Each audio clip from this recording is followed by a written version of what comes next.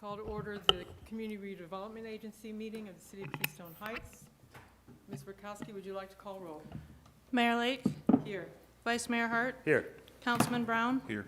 Councilwoman Kelly, here. Councilman Peoples. Here. You have a quorum, Madam Mayor. Thank you. And are there any public comment cards? I have none, Madam Mayor. All right, we'll go to agenda item A, budget amendments. Ms. Rakowski, would you like to present the first item? Yes, ma'am. In your packets, there is a proposed amended budget for the Community Redevelopment Agency. There was a couple of things that were talked about in the Budget and Finance meeting. The first one was the Lake Region Development Corporation. If you will look down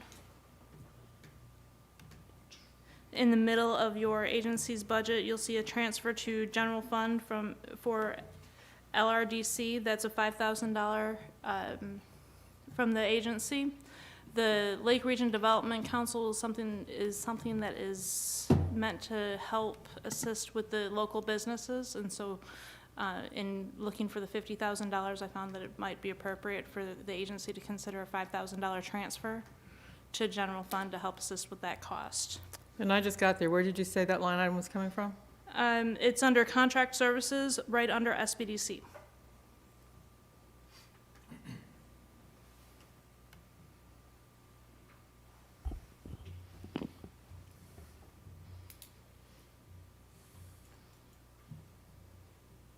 Any discussion? Any questions for staff? I have no issue with, I have no problem with that. The next item is the pavilion outfitting. We had conversations within the Budget and Finance meeting about utilizing the funds that was going to be used for the pavilion feasibility study to outfit the pavilion for furniture and technology. And so we just changed the name of that line from feasibility study to outfitting the pavilion. Any questions or concerns for staff? Okay. And then the last item that you'll see on your budget amendment is the $500 for the Welcome Center.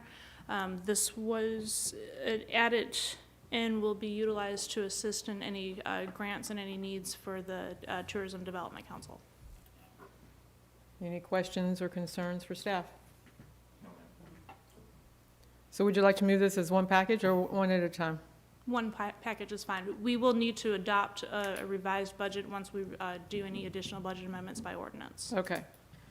So is there a motion to move all three items? I'll move all three. Second. All those in favor say aye. Aye. Any opposed? Seeing none, motion passes 5-0. Item B on the CRA agenda tonight is downtown decorations. Ms. Rakowski? Yes, Madam Mayor, we do have a $15,000 seasonal decoration line item within our agency's budget. Ms. Miller, if you'll put the PowerPoint on. I've put together a PowerPoint of some ideas for Christmas decorations. Before we go through this PowerPoint, just to give you an idea, our angels will be no more. They have seen their last Christmas. As we do have new light poles, we'll be looking for additional decorations. So I wanted to present this to the agency tonight just to get a feel for the direction on how you would like to spend that first $15,000 and what direction as far as decorations we're going in. And so these are some ideas that were brought to me, courtesy of the mayor. And this, you can go to the next slide, Mary. We do have some options for our light poles and then different decorations throughout our downtown area. Next slide, please. Again, different banner options and light options for our light poles. Next slide. These would replace our angels that we've had for many, many years. Different ways of decorating. Next slide. And then this slide, I wanted to capture the Christmas tree walk. We do have a picture of what happens in Green Cove Springs. The agency has talked about for a couple of years doing our own Christmas tree walk over across the street in the natural park. And speaking with Green Cove Springs, we did find out that they do furnish the trees up front and they do come pre-lit. And then they accept applications from local businesses and organizations for a small fee. I think it's right around $40 if they want to adopt a tree and come out and decorate it themselves. And so those are options, but that would also be something to consider for that $15,000 because there is a cost for the artificial tree up front. Go ahead, next slide, please.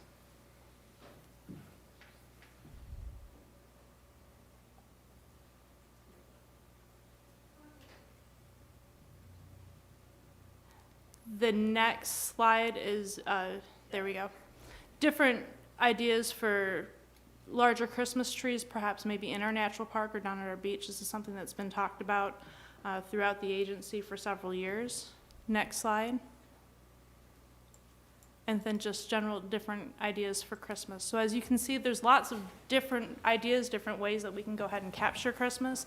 I will say that this does become costly if you want to do downtown all in one swoop, so I am looking for guidance from the agency on where you would like to start decorating and just an overall consensus before I start picking out things from a catalog. Since we're trying to keep Keystone in the 25-ish thing, is the Heritage Commission going to be in charge of this, picking out decorations kind of for the town? Is that how that's going to work? That's up to the agency and how you want to move forward with decorations. I have from a very good source that the Heritage Commission would be more than pleased to have some input in that. I figured since we spent all that money keeping it 1925, maybe we could keep it 1925 down here too. Yeah. You know, that's just my opinion.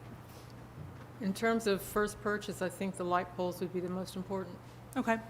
Is there any guidance on banners or lights? We've had both in the past, where we've had both the seasonal banners and then we've had our angels. Again, this gets very costly very quickly. I'll tell you, some of these lights are upwards, and banners are upwards of $700 to $1,700 a piece. So is there a direction on, do we want cloth banners or do we want something lit? I always prefer lights. I'm a light girl. I agree with the lights. I mean, their place is, I mean, was awesome this Christmas. And I just, it really banged the downtown with all the construction going on. I agree with doing lights. I mean, I don't know if anybody else got any calls, but even though people knew we were doing construction during Christmas, Yep. they wanted to see the angels, they wanted to see something. And so I think with these new poles, and especially on both sides of the road, I think if we start in that direction, but I also agree with the council about letting the Heritage, give them that task to come back to us. I mean, we got plenty of time, and if they can come back to us in the next couple of months with some proposals, I mean, that'd be a great idea. Marion? Yeah. No, I think it's a real good idea. I love it. I like the lights and I'm in favor of lights. It gets dark so early around Christmas time. I think it just would be nice for no other reason, but maybe a little additional security and just much more comfortable downtown with the lights, I think. Well, the plant will be lit up like Christmas all year round after we're done with this. That I promise you. So, the next question that I have for the agency is the downtown Christmas tree, or the natural park Christmas tree walk. Is that an idea that you would like to explore this year, or? Can you do us a favor? Can you go out and get some options on the light poles so we see, based on the light poles, what that might cost? Sure, absolutely. And then make a decision about the light poles and then take on the trees. Okay. Does anybody have heartburn with that? No, that's a problem. That's good. it's a good idea. Now, those are, like you said, all artificial, so we can store those and use them again and again and again until they finally just. Yes, and talking to Green Cove Springs, depending on what the weather is per season, they get anywhere from 3 to 5 years life out of each tree, but each tree costs anywhere from $60 to $100 depending on the size and where it's at, what time they're able to acquire it. I believe that they do rent them out for right around $40 per tree, though. Okay. Anything else on that item? No, ma'am, that's all I have. All right, is there anything else for the good of the order? Anybody have any comments for the agency? No, ma'am.